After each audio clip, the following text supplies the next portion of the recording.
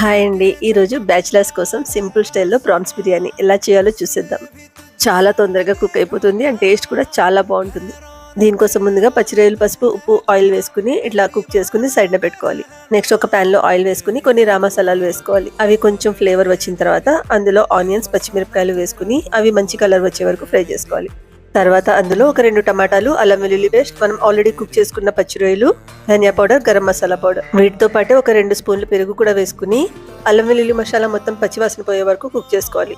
ఇది మొత్తం బాగా దగ్గరగా వచ్చి డ్రై అయిన తర్వాత అందులో పుదీనా, బియ్యానికి తగినన్ని నీళ్లు, సాల్ట్ వేసుకుని ఈ వాటర్ మొత్తం బాగా బాయిల్ అయిన తర్వాత బియ్యం యాడ్ చేసి మూత పెట్టుకుని కుక్ చేసుకోవాలి. ఈ రైస్ మొత్తం ఒక 80% కుక్ అయిన తర్వాత అందులో హాఫ్ నిమ్మకాయ, నెయ్యి వేసుకుని మూత పెట్టుకుని లో ఫ్లేమ్ లో కుక్ చేసుకోవాలి. ఒక 10 నిమిషాలు లో ఫ్లేమ్ లో దీన్ని దమ్మేస్తే ఎంతో రుచిగా ఉండే ప్రాన్స్ బిర్యానీ రెడీ అయిపోతుంది. చాలా సింపుల్ గా అయిపోతుందండి.